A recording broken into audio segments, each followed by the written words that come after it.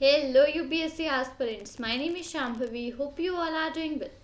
So आज हम लोग यहाँ पे एक नया चैप्टर स्टार्ट करने वाले हैं from class 6 history NCERT and that chapter is chapter number 9 traders Kings and pilgrims. ठीक है, सो आज इस रिस्पेक्टिव चैप्टर को हम लोग यहाँ पे पढ़ेंगे और इसके बारे में आज हम लोग यहाँ पर जानेंगे. चलती हूँ आगे मैं चैप्टर की तरफ.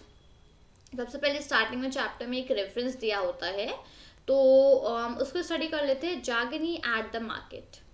जागनी look forward to the fair in the village. Jagni जो थी वो विलेज में मेला लगा हुआ था, तो वहाँ मेला देखने गई थी. She love to see and touch the pots and pans of shiny steel, bright plastic buckets, cloth printed with brilliant floral designs and clockwork toys, all of which came from the city.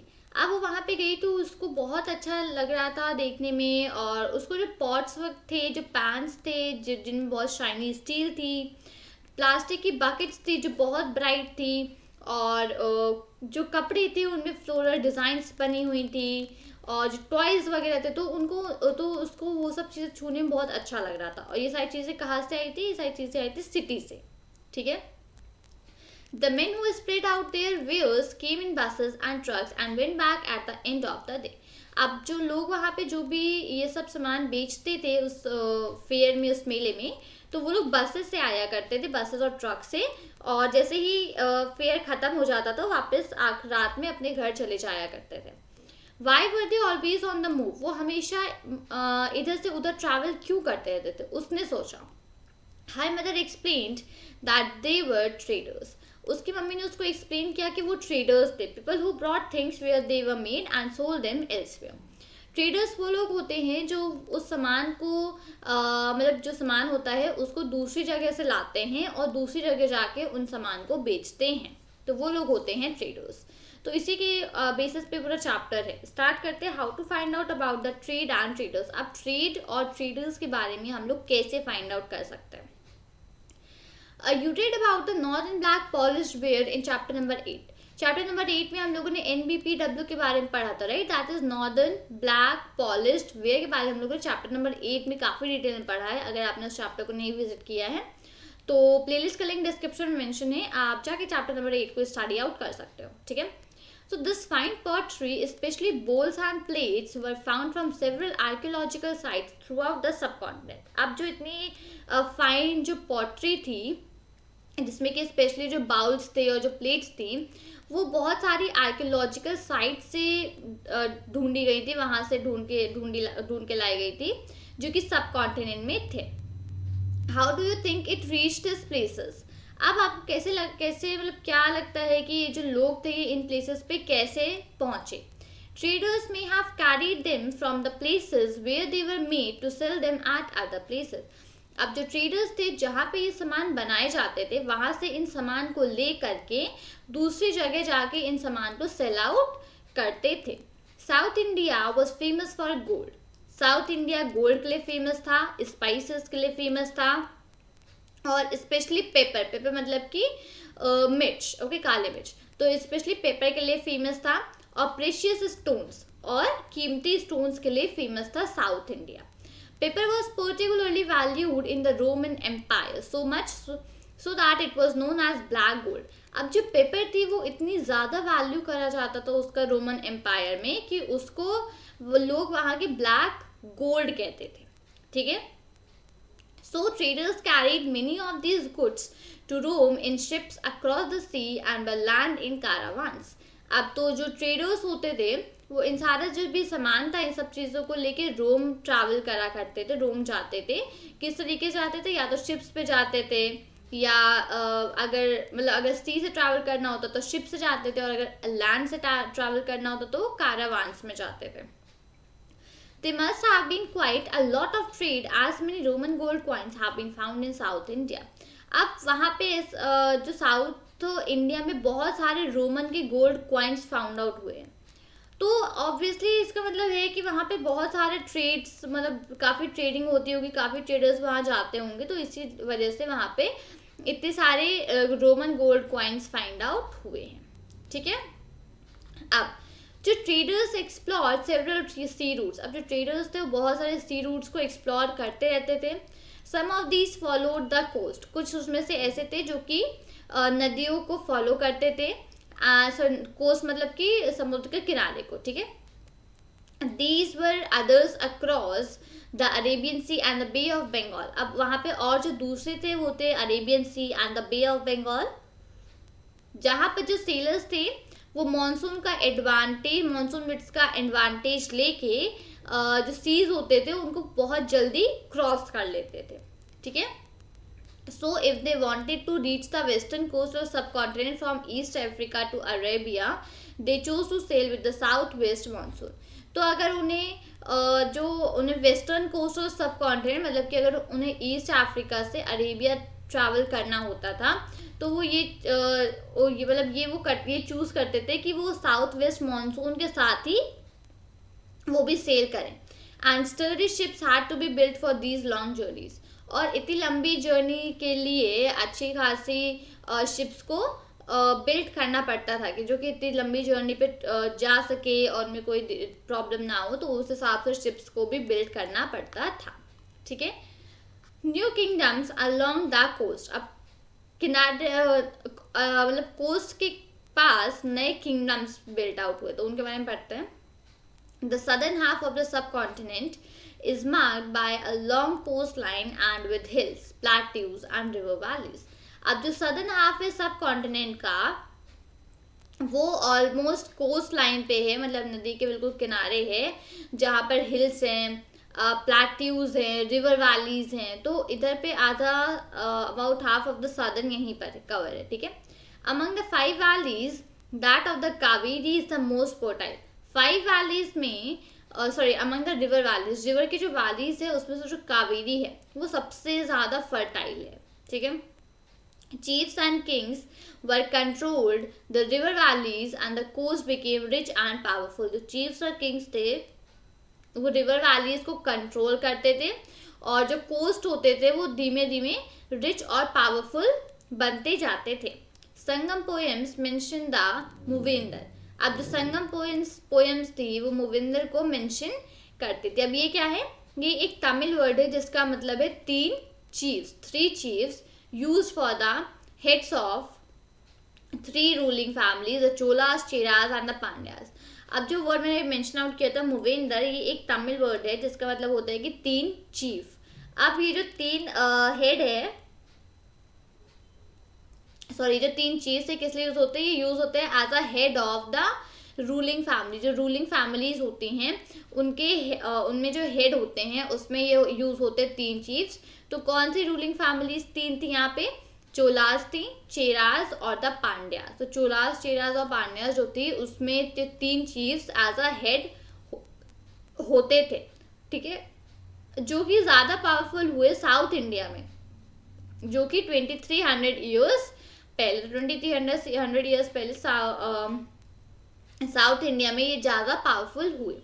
Each of the 3 chiefs had 2 centres of power, 1 inland and 1 on the coast. अब जितने भी यहाँ पे 3 chiefs थे सबके पास 2 centre होते थे power के, ठीक है।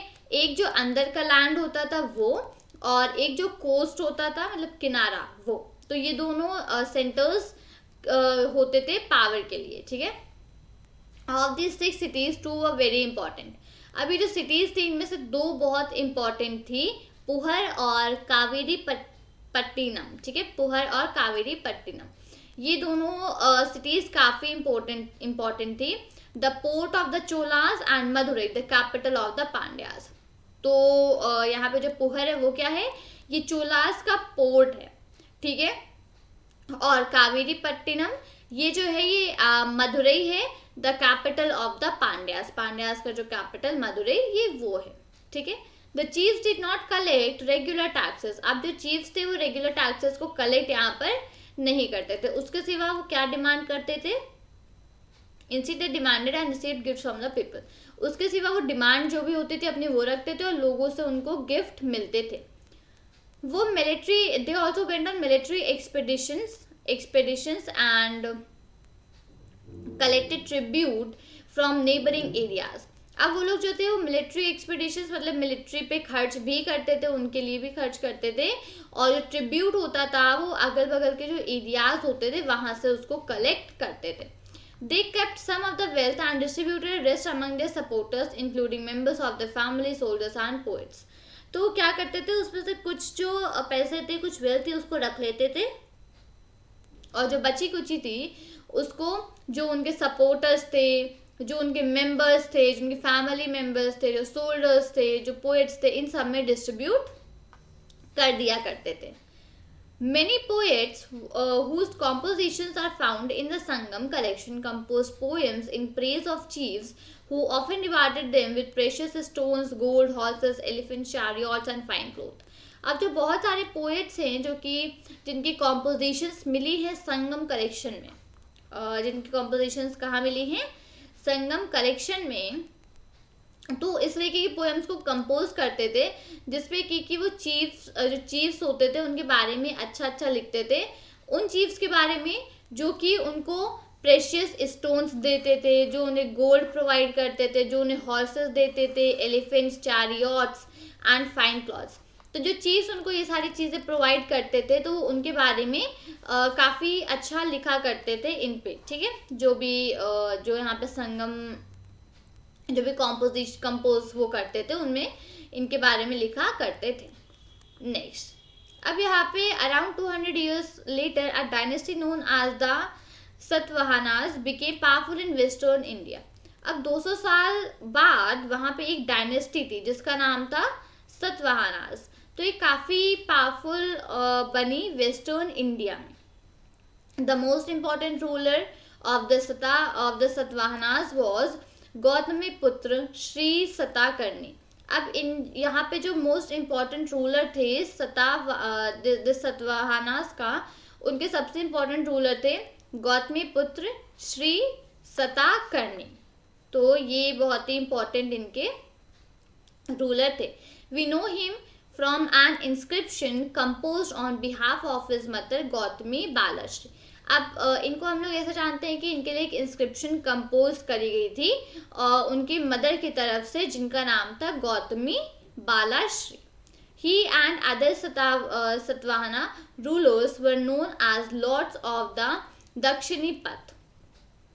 जो गौतमीपुत्र श्री सताकर्णी थे और जो दूसरे सतवाहना के रूलर्स थे, उन सबको क्या जाना जाता था, उनको जाना जाता था लॉर्ड्स ऑफ द दक्षिणी पथ था, ठीक है। मतलब कि लॉर्ड्स ऑफ दक्षिणी पथ का उनको जो लोग थे वहाँ पे उनको लॉर्ड्स ऑफ दक्षिणी पथ माना जाता था। Literally the route leading to the south which was also use as a name for the entire southern region. मतलब कि लॉर्ड्स ऑफ दक्षिणी पथ का मतलब कि जो रूट है, जो रास्ता है वो साउथ से मतलब साउथ से वो रास्ता स्टार्ट होता है, ठीक है, जिसको कि which was also use as a name for the entire southern region, जिसको कि पूरे जो सदर्न रीजन था उसके लिए एज अ नेम भी यूज करा जाता है। He sent his army to the eastern, western and southern coast। अब उसने अपनी आर्मी जो थी उसको ईस्ट, वेस्ट और सदर्न कोस्ट में सेंड करा था, ठीक है। Great. Next, the story of the silk route. आप यहाँ पे सिल्क रूट की story, the rich glossy colours of silk as well as its smooth texture make it a highly valued fabric in most societies. जो rich glossy colours होते हैं silk के और उसका जो स्मूथ टेक्सचर होता है सिल्क का, उसकी वजह से सिल्क एक बहुत ही हाईली वैल्यूड फैब्रिक माना जाता है बहुत सारी सोसाइटीज़ में। Making silk is a complicated process. Silk को बनाना बहुत ही कॉम्प्लिकेटेड प्रोसेस है। Raw silk has to be extracted from the cocoons of silkworm. जो कच्ची सिल्क होती है उसको कहाँ से लिया जाता है, उसको लिया जाता है cocoons of the silkworm. Silkworm के जो कोकून्स होते हैं उसमें से रॉ सिल्क को लिया जाता है, फिर उसको थ्रेड में कन्वर्ट किया जाता है और फिर उसके कपड़े बनाए जाते हैं। तो ये प्रोसीजर होता है पूरा।